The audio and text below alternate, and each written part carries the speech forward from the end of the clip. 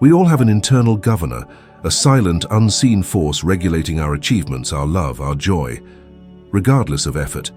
This isn't some external force. It's deeply ingrained, a personal thermostat setting the limits of our lives.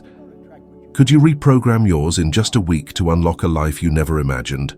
I spent years chasing results, believing harder work, more study, greater dedication would magically alter my trajectory. I was meticulously raking leaves while the root of the problem, my self-image, remained untouched. I discovered this internal mechanism, a personal autopilot, dictating my financial success, romantic fulfillment, sense of security, and genuine happiness.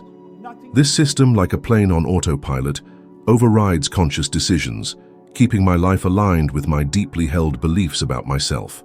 This explains why so many people get stuck in repetitive cycles, temporary progress, followed by inevitable regression. It's not bad luck or a lack of trying, it's the autopilot kicking in. If your internal programming assigns you low value, that's precisely what you'll receive. Think of someone aiming to lose weight. They diet, exercise, shed pounds, only to regain it all months later. Or someone who saves diligently, then inexplicably blows it all. These aren't conscious choices. They're automatic adjustments to maintain the internal thermostat setting. Comparing my journey to others crystallized this. I saw people seemingly coasting to success, while others, tirelessly working, remained stagnant. The difference wasn't talent, luck, or physical effort, but what each believed they deserved. Everyone has an invisible ceiling defining their results, not set by the job market, the economy, or others, but by their own minds. Realizing this, I examined my habits. I noticed that as I approached significant accomplishments, a part of me subtly sabotaged progress. It might be a convenient excuse, a missed opportunity, or a nagging discomfort pulling me back to my comfort zone. This internal governor measures the distance between your current reality and your internal self-image, subtly correcting your course, dragging you back to square one. The truly unsettling part is that this mechanism doesn't differentiate between helpful and harmful programming. It simply executes what's installed.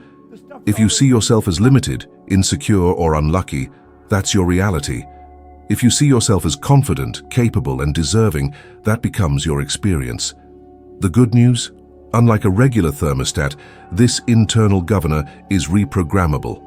Stop fighting the symptoms and target the root, your self-perception. This awareness shifts everything. You realize you're not destined to repeat patterns. You've just received the manual to your own internal system. Adjusting the thermostat to higher levels triggers extraordinary change. Actions, decisions, and opportunities align with this new self-image. Life stops being an uphill battle and becomes an internal game you can win. I once believed it was about the right opportunity, the perfect job, the ideal partner. I was a low-paid firefighter, trapped in a seemingly inescapable routine, unable to envision a different life. It wasn't laziness or lack of desire. The issue ran deeper. I couldn't picture myself living differently. An invisible barrier confined my reach, pulling me back with every attempt to surpass it. Then I read Think and Grow Rich. It revealed something no one had explained. Deeply held beliefs and mental habits form a paradigm shaping our lives, originating not just from experience, but from childhood stories, opinions, and beliefs. We inherit family, cultural, and societal behaviors, often accepting them unquestioningly. I realized my paradigm was rooted in limitations. I grew up hearing money was scarce, that some aren't born to be wealthy, that success was a privilege for the few. These ideas infiltrated my subconscious, becoming silent rules I obeyed without realizing it. Even faced with opportunities for improvement, I unconsciously sabotaged them because they didn't align with my internal programming. You've felt this too. You decide to change careers, start a business, ask for a raise, but doubt, fear, and discouragement surface before you even try. Your paradigm fights to maintain the status quo. Your brain seeks the familiar, not what's best for you. That's why so many repeat the patterns of their parents or close associates, despite vowing to do differently. Research suggests over 90% of daily decisions are subconsciously influenced. If your subconscious doesn't align with your goals, conscious effort is futile. The subconscious will win, pulling you back to the familiar, comfortable, and safe, even if it means living below your potential. I understood that learning new skills or working harder wasn't enough. I needed to change the internal programming, the driving force of everything. This isn't accidental. It's a conscious process of replacement. Identify outdated beliefs and repeatedly feed your mind new ideas until they become the new norm. I began seeing myself as someone capable of thriving, making impactful decisions and living a transformed life. As this new image solidified, opportunities emerged, the right people appeared, and previously risky decisions felt natural. To change your life, first change the invisible mold shaping it. In my youth, school was a battlefield. I remember report cards with grades so low they screamed inadequacy. Even with extra studying, improvement was temporary. Grades would rise, then plummet. An invisible force pulled everything back to the starting point. I didn't know then that force was my self-image. I believed I was a bad student. My effort was futile because my mind validated that identity. This happens to many. They strive to change outcomes, grades, weight, finances, but without shifting their self-perception, any gains unravel. How many times have you seen someone join a gym, train diligently, lose weight, only to be back where they started months later? Or someone who saves meticulously and then relapses into uncontrolled spending? It's not a lack of knowledge or willpower, but the internal governor, the mental image they hold of themselves, adjusted to maintain the previous pattern. It's like trying to steer a car with a locked steering wheel. I observed friends who, seemingly studying less, effortlessly maintained good grades. I realized it wasn't just ability or intelligence, it was how they saw themselves.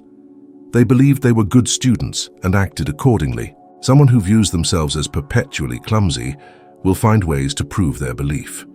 Mike Tyson reached the pinnacle of boxing, achieving fame, wealth, and recognition, but he didn't adjust his internal self-image. Even with success, he made decisions that caused him to lose nearly everything. No matter how high you climb, if your internal baseline doesn't change, you'll revert to where you feel emotionally at home. That's the trap of temporary improvements, changing behavior without changing identity. It's like painting over cracked plaster. The paint lasts a while, but the cracks reappear. Genuine transformation happens when you start seeing yourself differently, when your mind accepts the new outcome as part of your identity. Effort shifts from a struggle to a natural reflection. One significant life change began simply. I affirm daily with conviction, I am so happy and grateful now that I live in the body and life I've chosen. Initially, it felt forced, but as I repeated and visualized this scenario, something shifted. My brain began accepting it as real, and my actions aligned. I understood a fundamental law of the mind. The subconscious doesn't distinguish the real from the intensely imagined. Repeating and reinforcing an internal image with emotion replaces the old one. It's like rewriting the script controlling your behaviors and decisions. If I previously saw myself as limited and insecure, the new image propelled me toward bolder choices, aligned with who I wanted to be. You've heard that positive thinking changes lives. What truly changes isn't just thinking positively, but reprogramming your self-image until it's so clear and natural that the external world adjusts to it.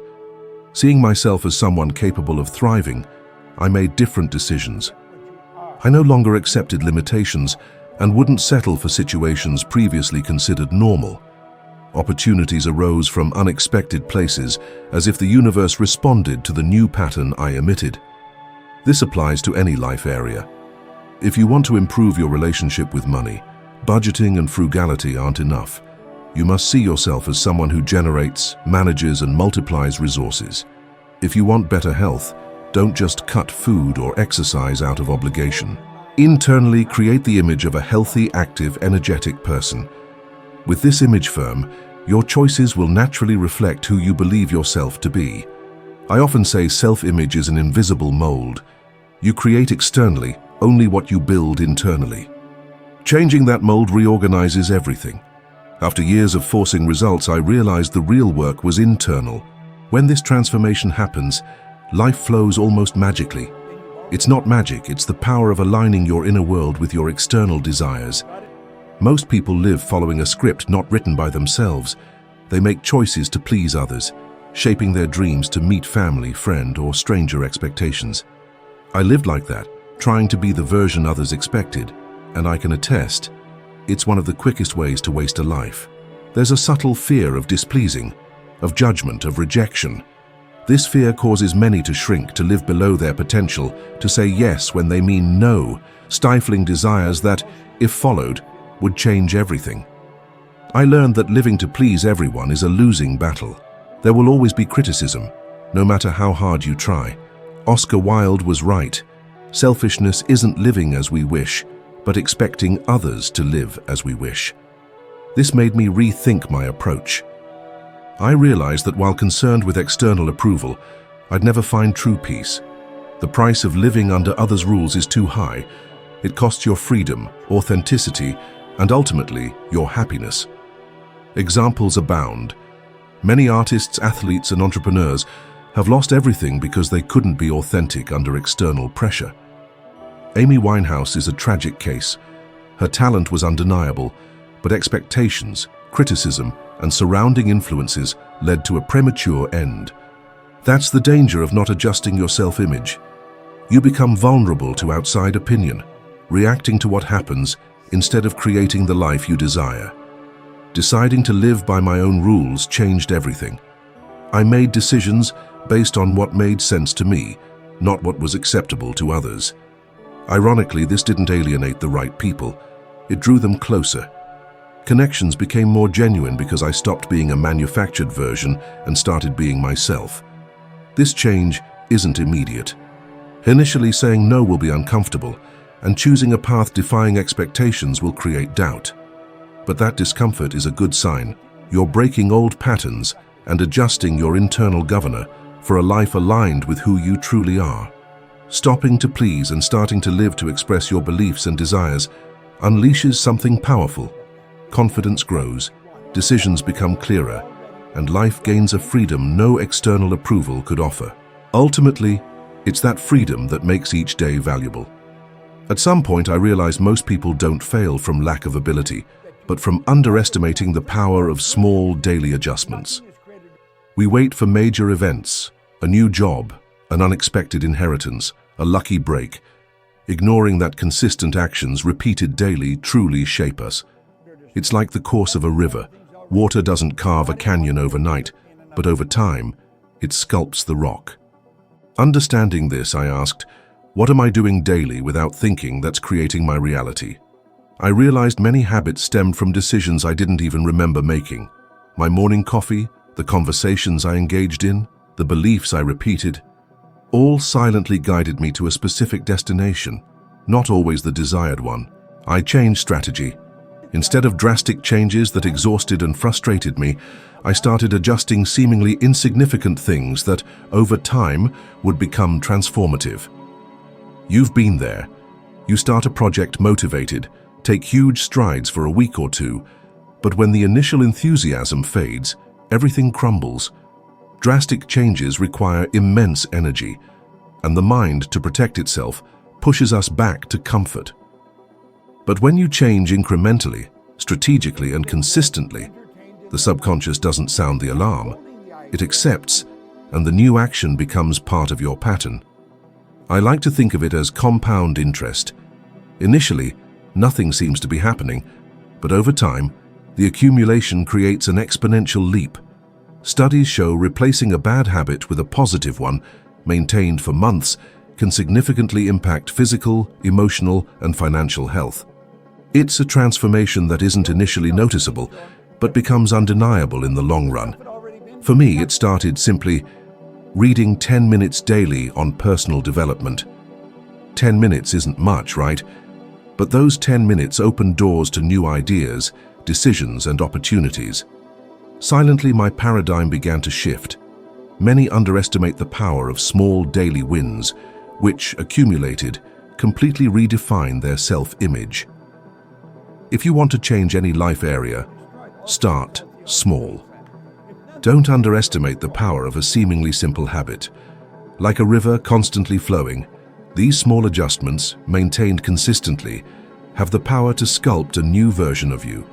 And when that happens, you'll look back and realize it was the consistency in the details that built your greatest achievements. I've learned, often the hard way, that life will always test your ability to stand firm when everything seems to crumble.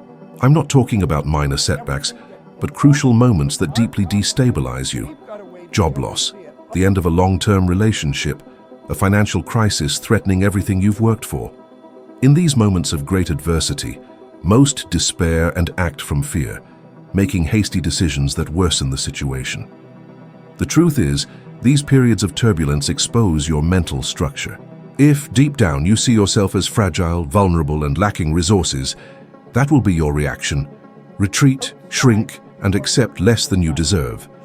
But if your self-image is that of someone resilient, creative, and capable of overcoming challenges, your mind immediately seeks solutions. This isn't naive optimism, it's pure mental programming. The human brain seeks to conserve energy and, in crises, defaults to what's already ingrained. I remember facing intense financial difficulties that seemed insurmountable. My first reaction was to cut expenses and simply survive until things improved. I realized, however, that this was a reaction of scarcity, of fear. So consciously, I decided to ask myself, if I were the person I aspire to be, how would I act now? This simple question transformed everything. Instead of retreating, I started seeking new income streams, ideas I wouldn't have considered if trapped in my old patterns. The result was that I not only overcame the crisis faster than expected, but also created opportunities that remained lucrative for a long time. What many don't realize is that in moments of intense pressure, it's not the environment that defines the outcome.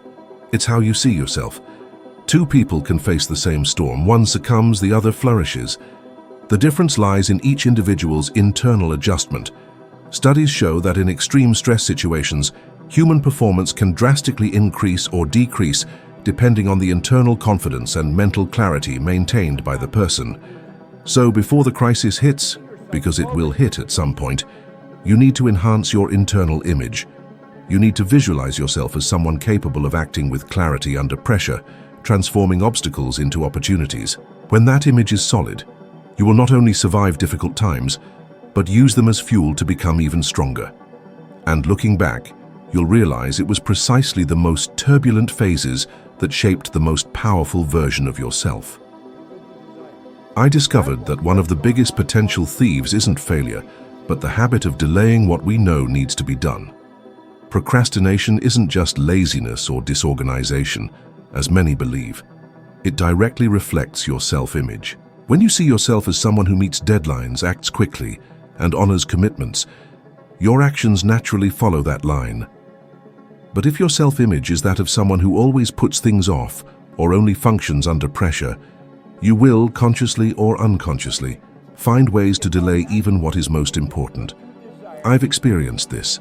There was a project that could completely transform my life, but instead of dedicating myself to it, I created small tasks to prepare better.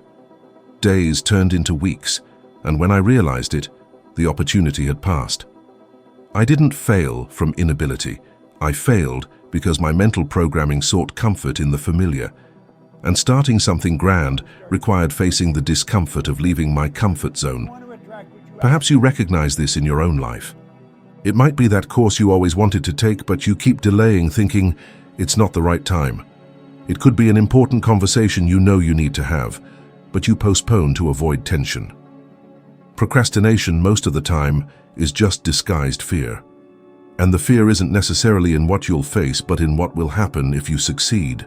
Yes, because if you achieve something, your life will change, and change requires you to see yourself differently, something the old internal pattern tries to avoid at all costs. Science corroborates this.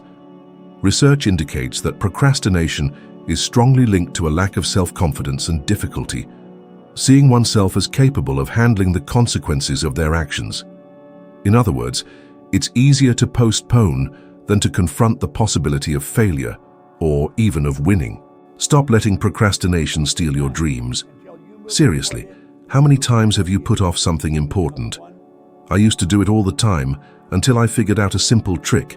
I started asking myself, what would my future self, the awesome, accomplished version of me, do right now? That question became my superpower.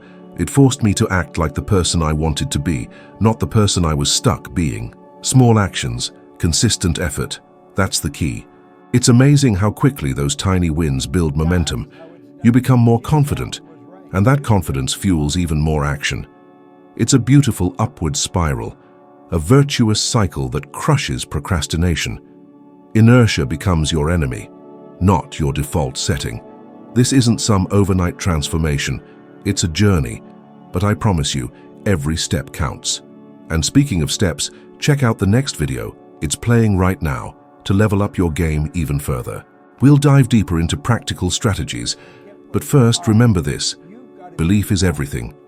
Seriously visualize your success, feel the satisfaction, let that feeling push you forward one step, then another, then another. Don't be afraid to fail, it's a stepping stone, not a roadblock. Embrace the challenges, learn from your stumbles, and keep moving. Be kind to yourself. This isn't a race. Celebrate your wins, learn from your losses, and never give up on your dreams. You are capable of incredible things. You have the power to rewrite your story. You are stronger than you think. So ditch the excuses, stop waiting for someday, and start building your amazing future today. This is your moment. This is your journey. This is your life. Let's do this together. See you in the next video.